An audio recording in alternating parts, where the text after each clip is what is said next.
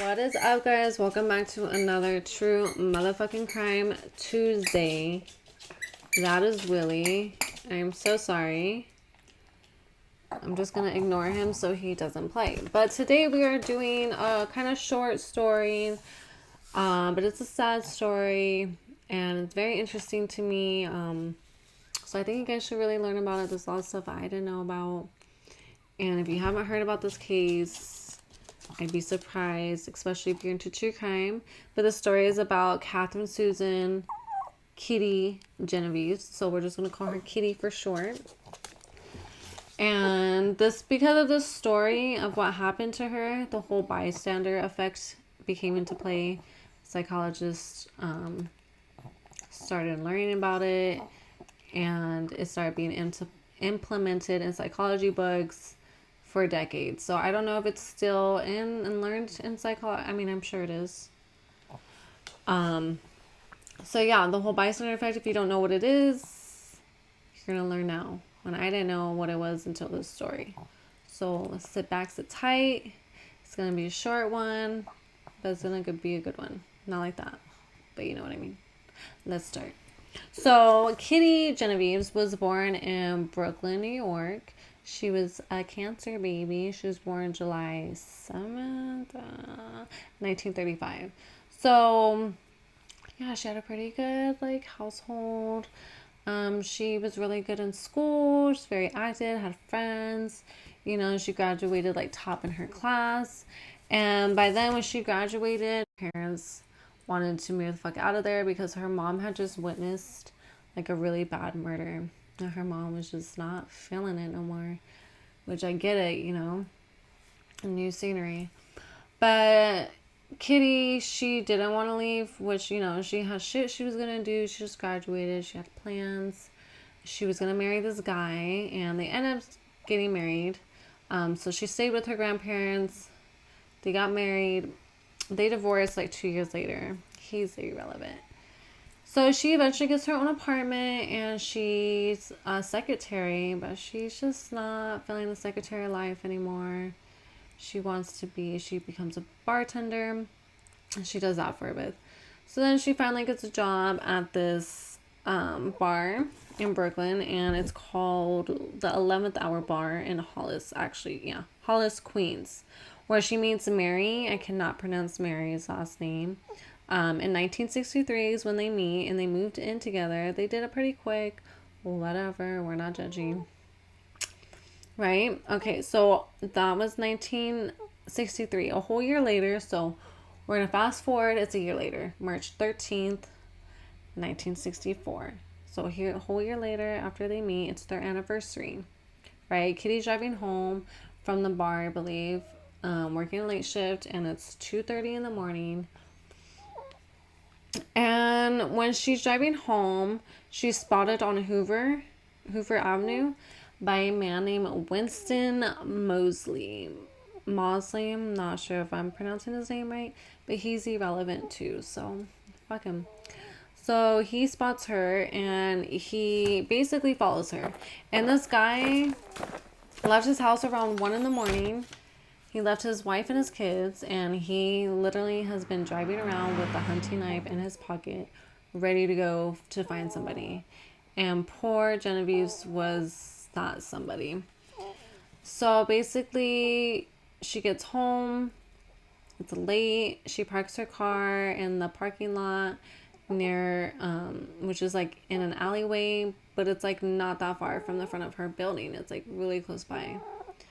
And she gets out, she sees, Winston, and she starts running away, but he catches up to her, and he stabs her twice in the back. Fuck, I can't even imagine that pain, and how scary. You just got home off of work. It's just a lot. You're just ready for bed, and this motherfucker, man, he was on a hunt, dude. So he stabs her twice, right? And when he stabbed her, she was screaming out, help me, help me. He just stabbed me. Somebody call the police. And apparently there was some guy that yelled out, was leave her alone. And, Winston had realized that people were like, the neighbors probably fucking heard, and he's like, fuck, I need to get out of here. So he flees the scene, and she drags herself and like makes it inside her fucking building finally. But she's so weak at this point that she can't even like make it upstairs, so she just like collapses. And this is like the heart-wrenching part of the story. So he left the scene, right? He literally drives back to the scene. Like, this is like 10 minutes later. I want to start crying. Because I'm just like thinking how sad. Like, this poor girl thinks like she finally made it away from this guy. She's in her building. I think the last thought in your mind is thinking like, this guy is going to come back. He literally went back and got her because he was basically like, nobody cares. Nobody called for help. Nobody did anything about it. So he literally went back, found her lying there. He continued to stab her.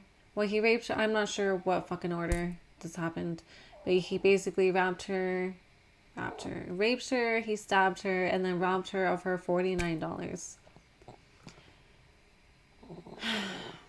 And he leaves the scene finally, and still nothing. And her friend eventually finds her, but by the time the police get there to save her, like, it's just too late. It's too late by the time they're like taking her to the hospital. R.I.P. Genovese.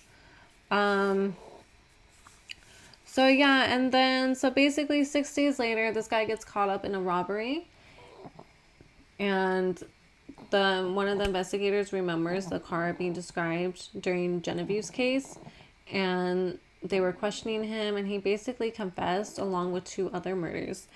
And the other ladies' names that he confessed to were Annie Mae Johnson and Barbara Kralik. I cannot say, I don't know if that's the right name. So he was sentenced to death, but you know how the system works. You do some good time, you could get out early. But no, he didn't get out early. He got lesser time, which was 20 to life.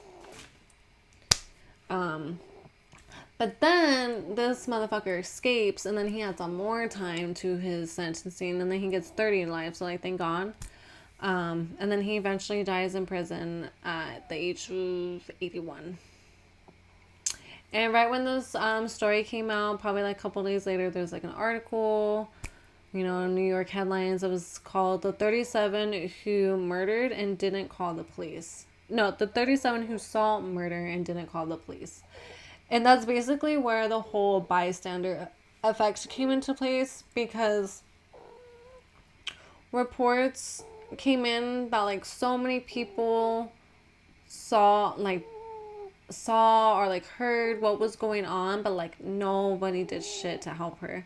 Apparently a lot of people thought that it was a lover's quarrel, domestic abuse. I mean, even if it was, like, why would you? She literally yelled out, "I'm being stabbed, help me." But I think after the first stabbing and she was crawling, she couldn't yell anymore, so she was pretty much, nobody knew what was going on after that. So she couldn't yell. I think he like punctured her lungs in the back when he stabbed her.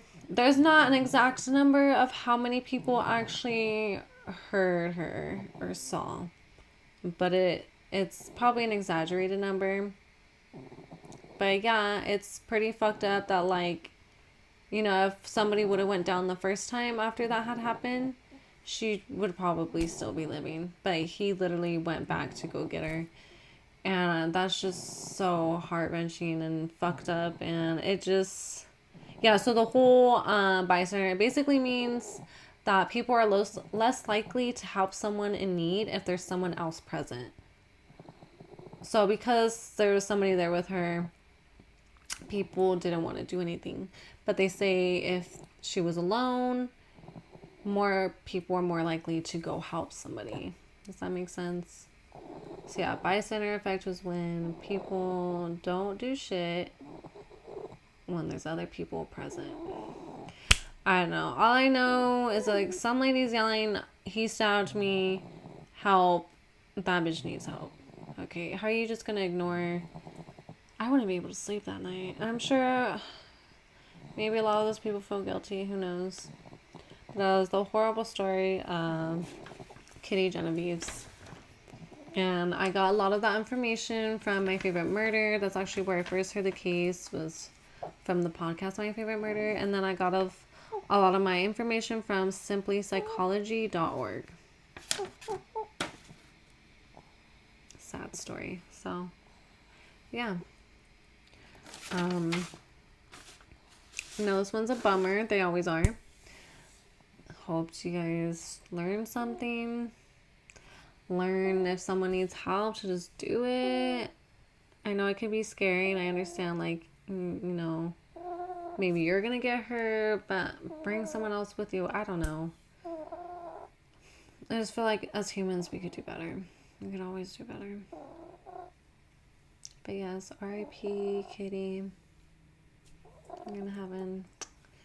And let me know if you guys have any other suggestions.